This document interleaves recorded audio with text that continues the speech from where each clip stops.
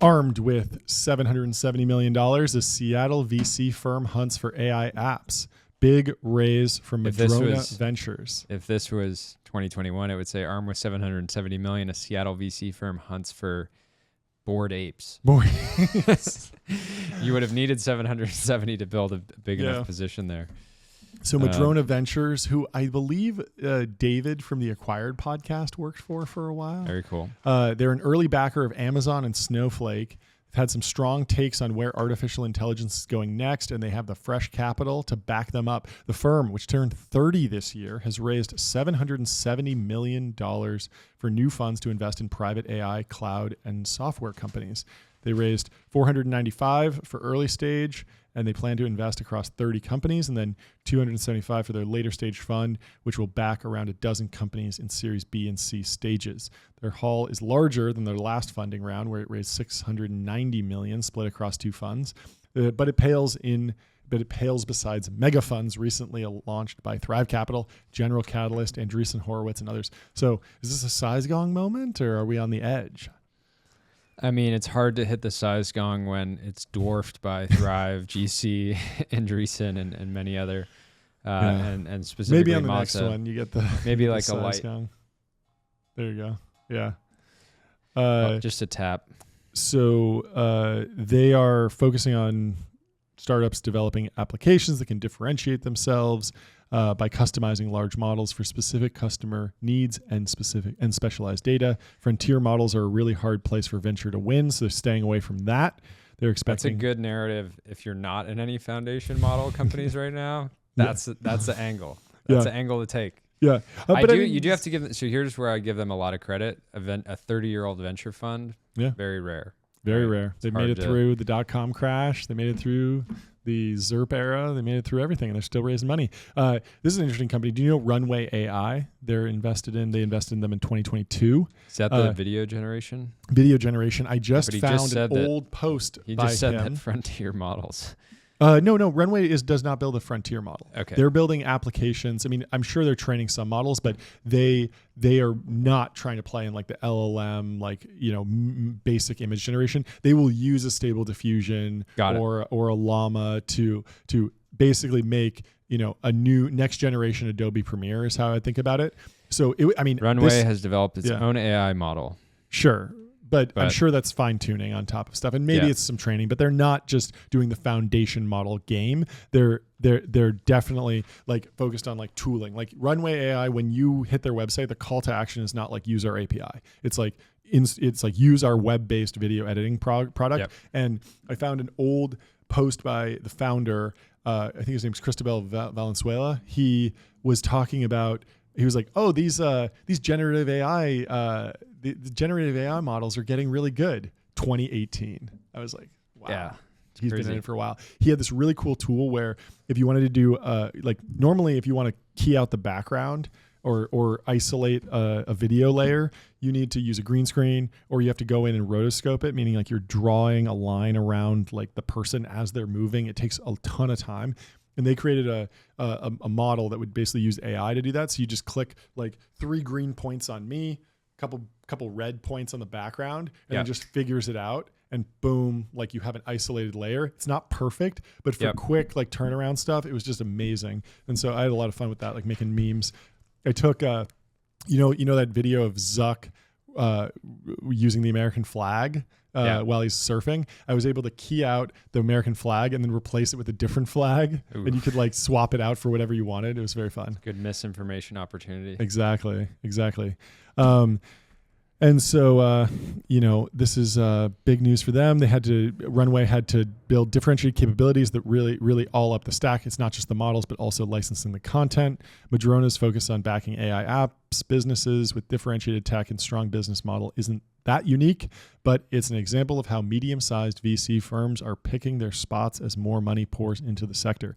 As advances in AI encourage more researchers to launch startups, Madrona has been passing on those who aren't really interested in how their product will solve problems for customers, or who are more interested in retaining control, such as board seats for their entire founding teams, than building sustainable assets. Oh, they're going for some board seats. They're going to take control of these companies. Watch out, founders. There's some interesting posts in the stack about the founder. You want to skip over Madrona? the Stargate? Yeah, piece? that's actually an unrelated article. Yeah. But So Dan Primack,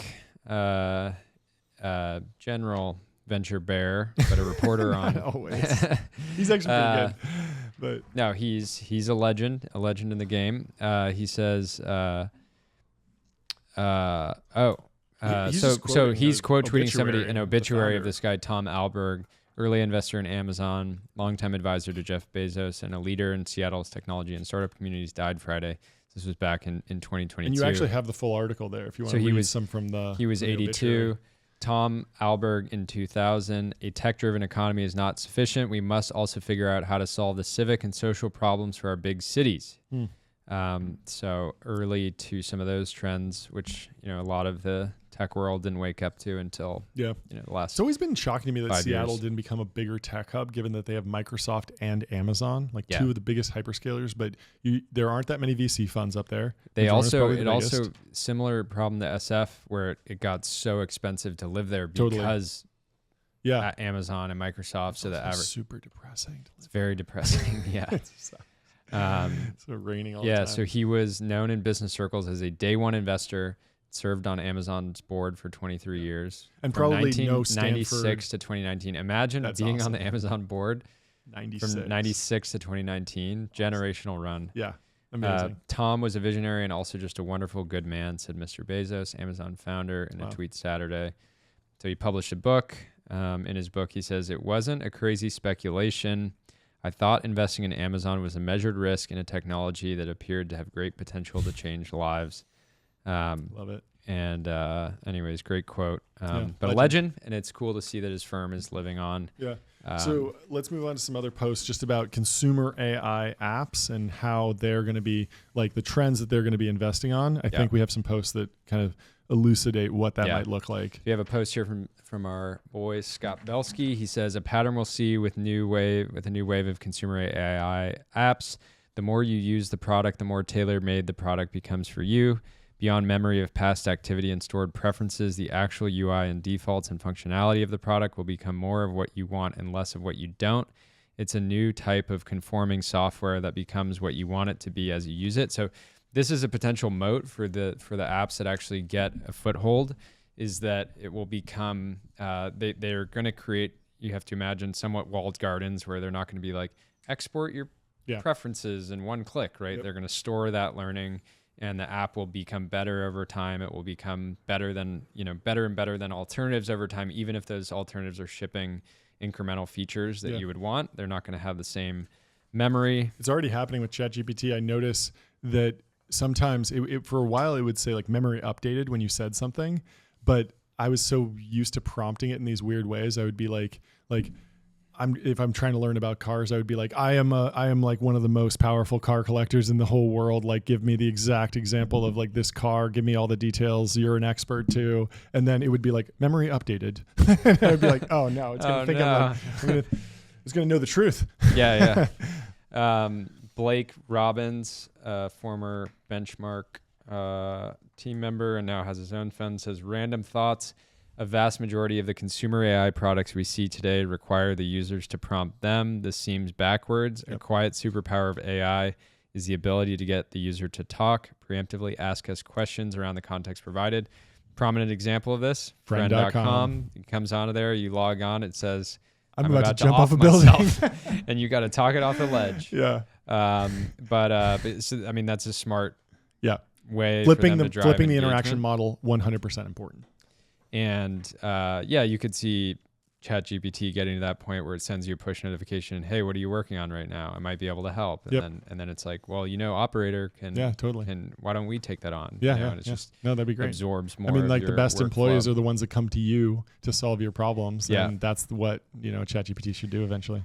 Nikita Beer says consumer AI apps are all chasing the most obvious ideas. Breakout apps don't work that way. The technology should be invisible in the background. The smart builders aren't making AI girlfriends. They're using AI bots to seed a dating app until they reach a critical mass of users. Yeah. So there's an idea that the social media there's already people that are creating AI Instagram where you go on there, it's super engaging. People Yeah. are commenting on your I posts. saw one that was AI live streaming. You open it up and you just have fans clicking like, "Oh, you're so cool," and they're listening to what you got to try that out. We're live streaming now. That's crazy. So anyways, it'll be interesting to see, even if a bot is 10% as engaging as, a regular human user, you could imagine a future where the bots are more, you post a video of you snowboarding and you get 10 comments from people that have the ability to analyze what you just did at the level of a pro snowboarder. And they're like, hey, like keep your arm like closer into your body when you're going off that. And someone else is like, rock on. It's like, people like attention. So it's great. Well